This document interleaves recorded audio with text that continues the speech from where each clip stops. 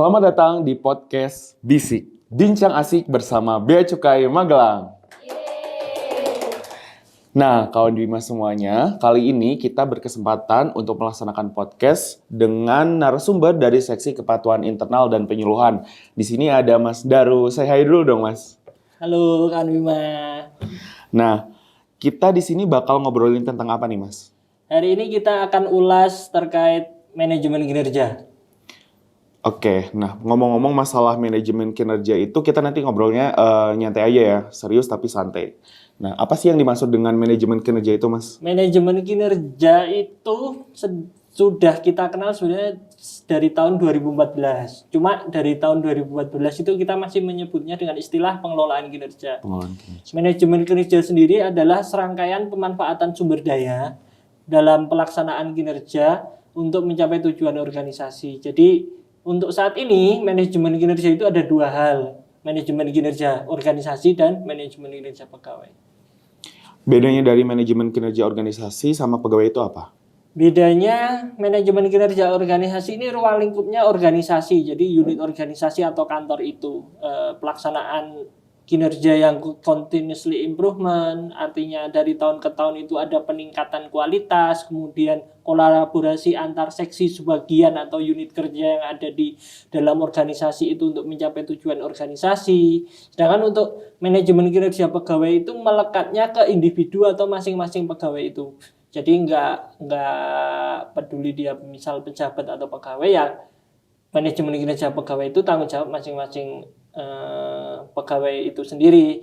Itu ya kurang lebih sama, di mana ada kolaborasi atau sinergi antar pegawai dalam pelaksanaan kinerja. Dengan adanya manajemen kinerja pegawai ini diharapkan kedepannya itu ada kolaborasi. Jadi sebagaimana yang kita ketahui, Kementerian Keuangan kan udah menjalankan reformasi birokrasi. Jadi kinerja itu tidak hanya dilakukan oleh individu masing-masing, tapi bagaimana antar individu itu dalam berkinerja itu saling bersinergi atau berkolaborasi untuk mencapai tujuan organisasi.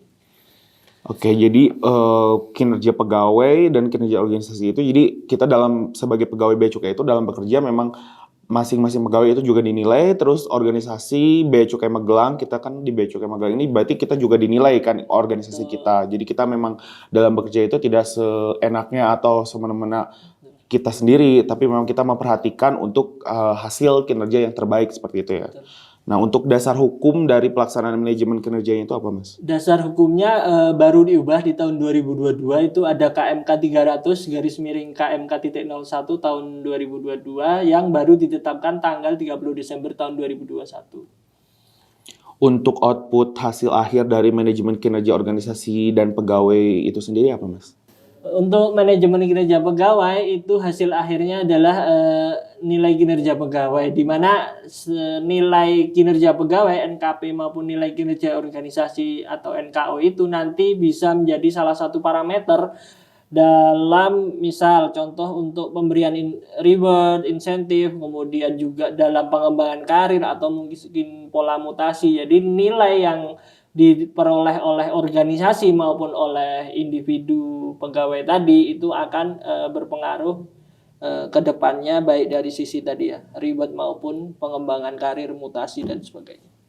Oke, jadi memang kita tuh sebagai pegawai Bea Cukai juga selain tadi kinerja pegawai juga dinilai dan kinerja organisasi, memang ini tuh sangat penting untuk pengembangan karir kita ya. Kita untuk mendapatkan reward, gimana kedepannya kita pola mutasinya seperti apa, atau mungkin nanti ada penghargaan, jalur afirmasi, seperti kenaikan pangkat dan lain sebagainya ya. Mungkin kalau kita memang berprestasi di instansi Bea Cukai ini.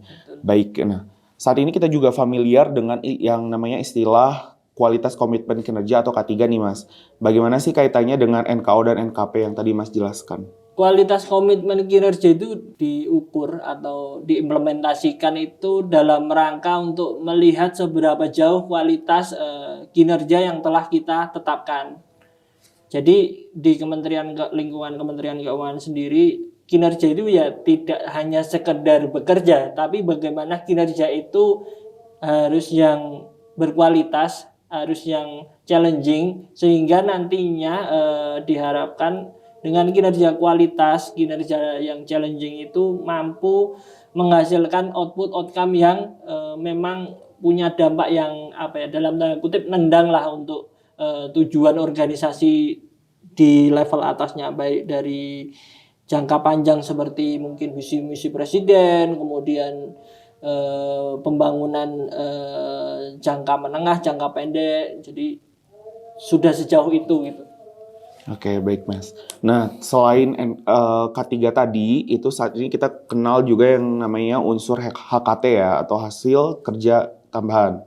Itu dalam nilai kinerja pegawai atau NKP. Nah, penjabarannya itu terkait HKT itu gimana Mas? HKT itu baru diimplementasikan tahun 2022. Itu berangkat dari kejadian di mana banyak pegawai yang istilahnya tanda kutip memiliki PR di luar tugas fungsi sehari-hari. Jadi misal kayak Mas Giri di seksi penyuluhan layanan informasi, tapi juga punya kewajiban untuk mengerjakan terkait monitoring evaluasi BBBM atau pemenuhan sertifikasi ISO, yang dua pekerjaan tadi itu sebenarnya di luar tugas dan fungsi Mas Giri sebagai pelaksana di seksi penyuluhan layanan informasi. Nah, untuk mengcapture atau memotret hal tersebut itu digunakan tools hasil kerja tambahan ini, walaupun memang secara bobot itu maksimalnya 15 poin, artinya tetap bobot porsi paling besar itu tetap kinerja utama atau kita sebutnya dengan HKU gitu. Oke, jadi dalam nilai kinerja pegawai itu kita memuat 3 ya, ada kinerja utama, terus kinerja tambahan, juga